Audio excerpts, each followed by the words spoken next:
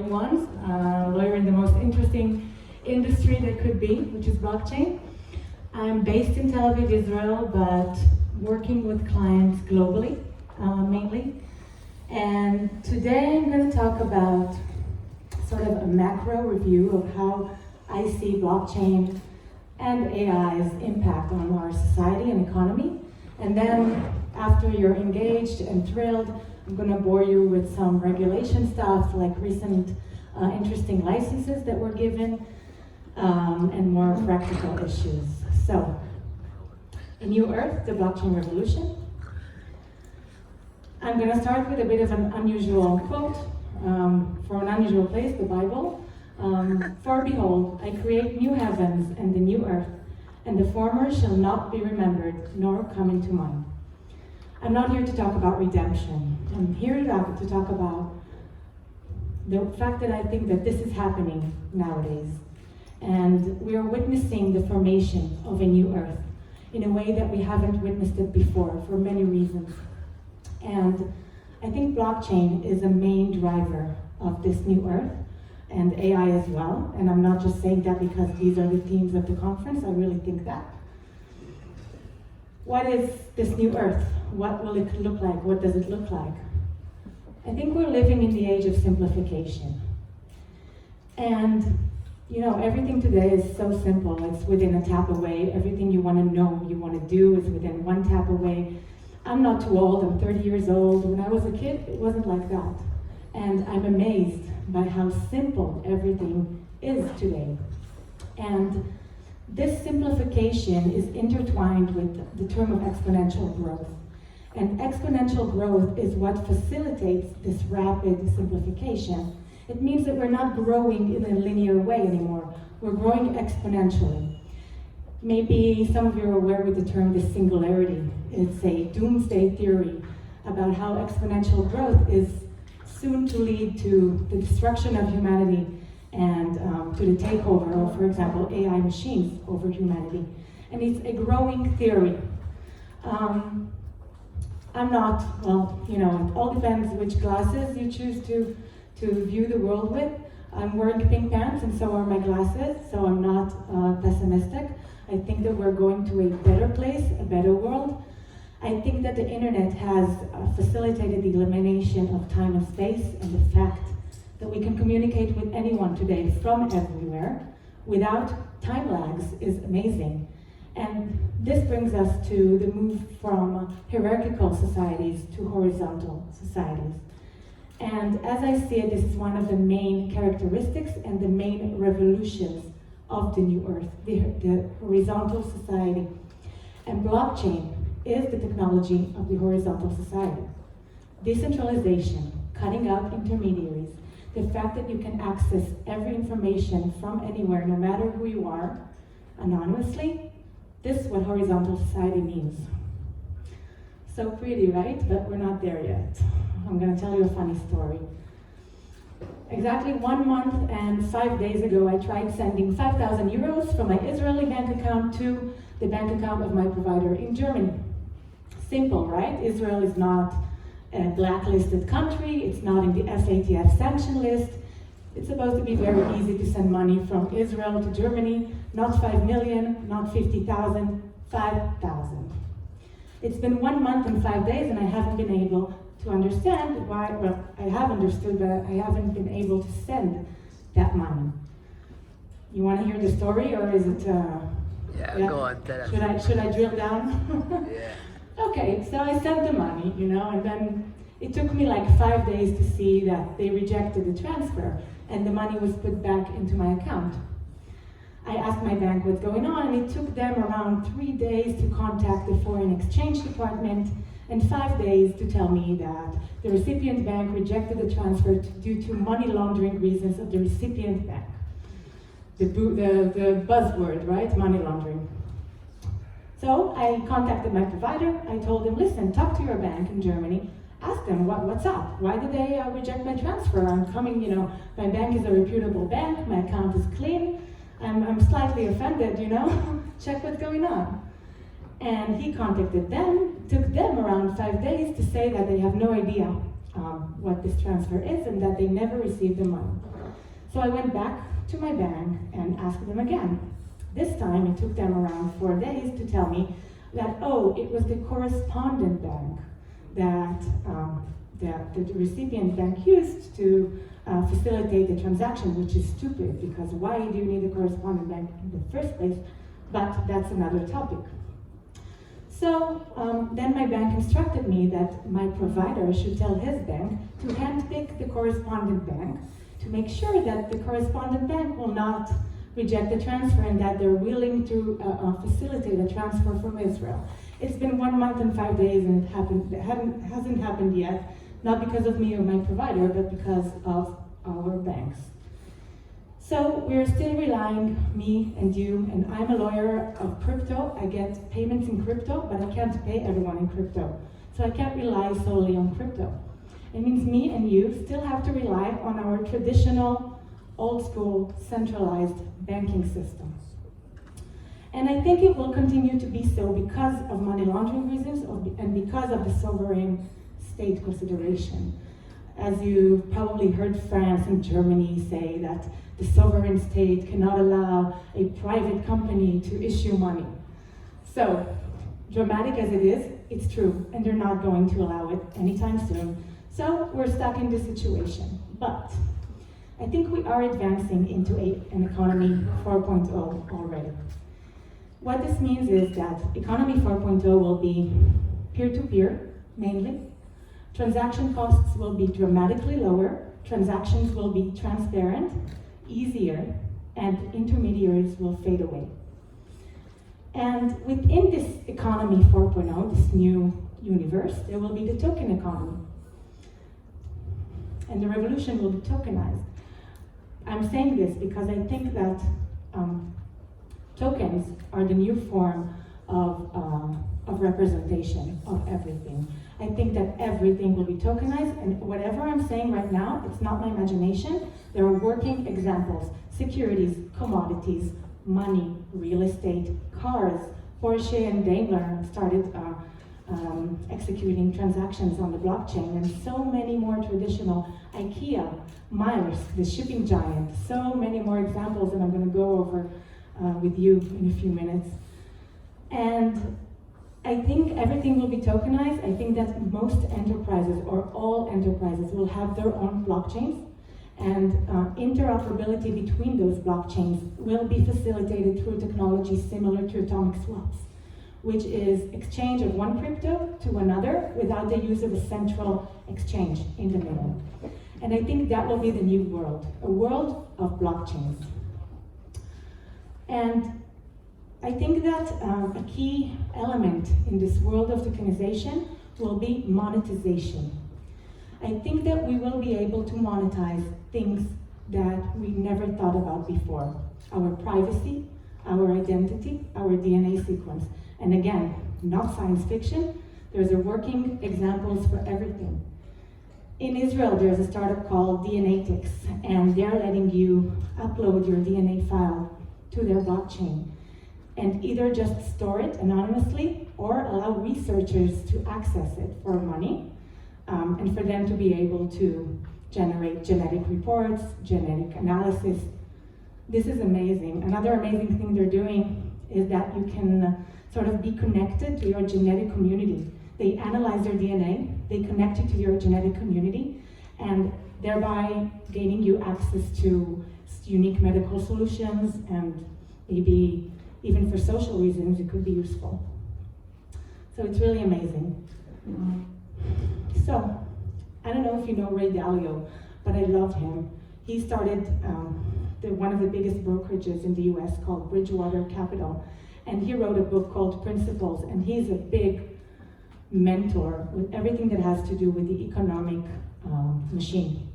And he advised, governments and the biggest companies in the world on recessions, on economic cycles. He predicted the 2008 recession. Google him, he's amazing. So he said that growth is influenced by debt in the short term and by productivity in the long term. Productivity is increased either by working harder, which we don't like these days, baby boomers and millennials, or by working smarter, which is exactly what blockchain and AI are letting us do. By working smarter, I think that we will dramatically increase productivity in the Western world, thereby influencing the economy, not necessarily in a positive way, and we'll see why. Globalization has increased competitiveness, which also drives productivity up. Vitamin C, which is culture. A culture that is driven towards self-achievement and keeping to one's own and innovating and allows for a free market economy like most of the countries we know, is likely to grow faster. I think that tokenization will increase spending. Spending is another element that drives economies one way or the other.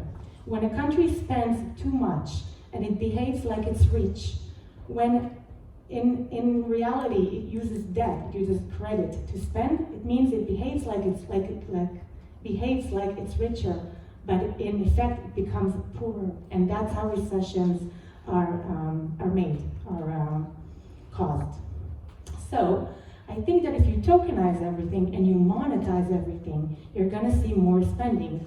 And that could turn either way, because it could either lead to excessive spending and then excessive indebtedness, or it could lead to a more prosperous economy.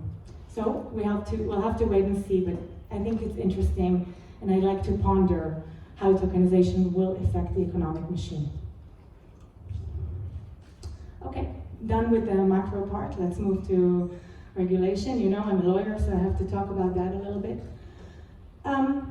The first token or crypto-specific regulation was the Estonian one. And the Estonian regulation for exchanges and for digital wallets was still is purely AML focused, which I think is a very narrow way to look at things, and it's missing the point, because you as a user of an exchange or as a purchaser of a token, you don't care about AML. You care about the founder or the company behind it using proper measures to protect your money, to protect your assets, to be transparent, to be fair with you.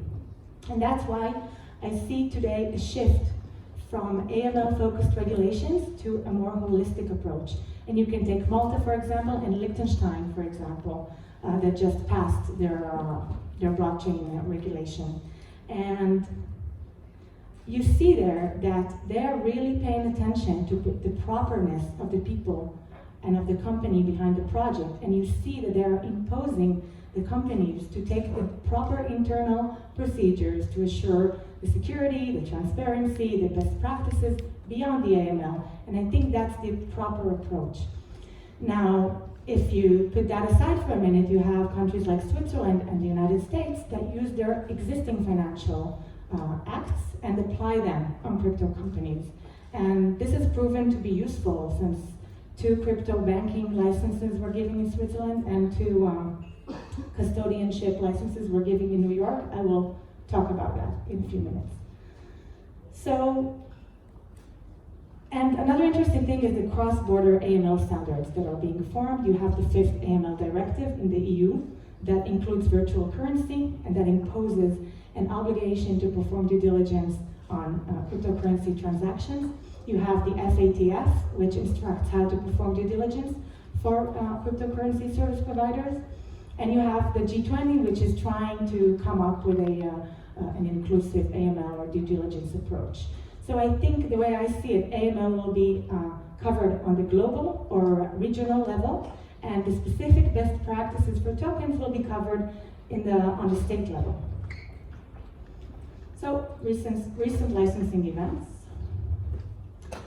This is really exciting. Like, I get excited when I see this slide. Vanguard, do you know Vanguard? Vanguard is the company that invented index funds. It's one of the hugest investment services companies in the world. They are now testing, I think they invested like, I don't know how much, but it's a $6 trillion market, the Forex market. And they're just testing now a blockchain platform for Forex transactions, peer-to-peer. This is really, for me, it says that we're now in the time of the new earth, because in maybe 4 or 5 years, or maybe even less, we're going to see peer-to-peer Forex financial services systems, and it's going to completely revolutionize the way we transact with securities and commodities and money. Stuttgart Stock Exchange in Germany launches a digital assets exchange regulated by the German regulator BaFin. Also very exciting. Such a traditional stock exchange in such a traditional country such as Germany launches a digital assets exchange. Wells Fargo launches own digital cash system on the blockchain. JP Morgan is building a global payment network on blockchain. MasterCard, Visa, cross-border payment systems on blockchain. Standard Chartered completes cross-border oil transaction on the blockchain. Myers launches shipping system on the blockchain in Russia. IKEA settles invoices with Ether, and there are so many more. And this just goes to show that this is happening in a big way. The licenses that were given. So in Switzerland, two companies named Signum and Seba received from FINMA banking licenses.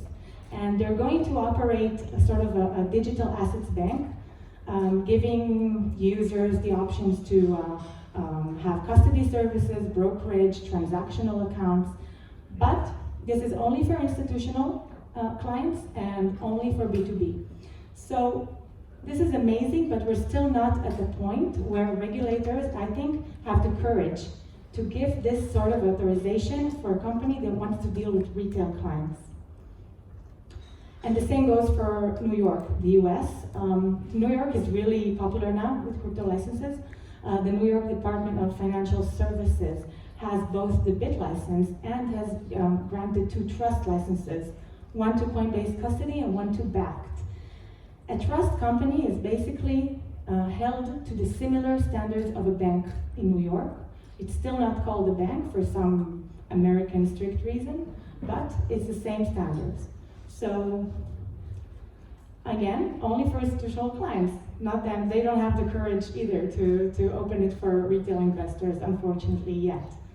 Bakkt, I don't know if you heard of Bakkt, but they've launched Bitcoin futures that are settled physically and not in cash. So they have a warehouse, it's called a Bakkt warehouse, where they keep like the cold storage Bitcoins, and then when you settle your futures contracts, you can actually go there and pick up the Bitcoin. So that's very cool. It's one of a kind. It took them around 1.5 years of CFTC ping pongs to get this approved. Again, only institutional clients. Props and Blockstack, 2 companies that got a Reg 8 Plus approved. I don't know if you're familiar with Reg 8 Plus, but it's called a mini IPO. It lets you sell your securities to retail investors up to a certain cap. So in this case, I think they got up to a 50 million cap. And this is exciting because it's the first tokens ever in the United States to be sold to retail investors in such a scale. And well, I have to, again, be a party pooper and say that these are not classical securities the way I see it, because both Props and Blockstack, the tokens they offer are reward tokens for your work. So in Props, you upload a video like on YouTube and you get a token as a reward, which you can then use within the platform for, discounts, whatever. Blockstack does something similar for developers. So these are not classical securities in the sense of shares or dividends. They are more, let's say, soft securities. So what do I think is missing for crypto or the blockchain infrastructure financial system to develop seriously in 2020? Systems for reliably transferring ID data for payment transactions on the blockchain. Again, until we find a good solution for the AML issue, which is, for me, to attach a digital identity to your wallet. I think until we see that happening, we're not going to see any real progress in crypto becoming a means of payment, because you have to address properly and efficiently the AML problems.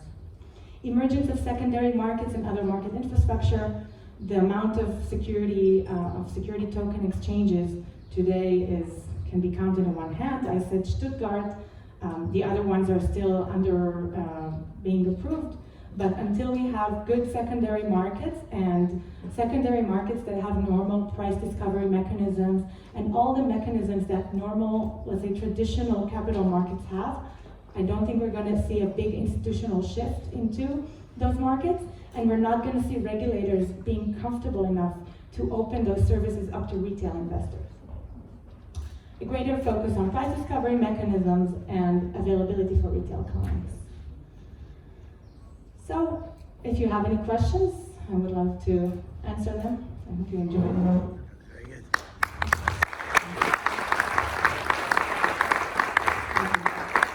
Questions? You're all being shy today? Okay, Mark? Yeah.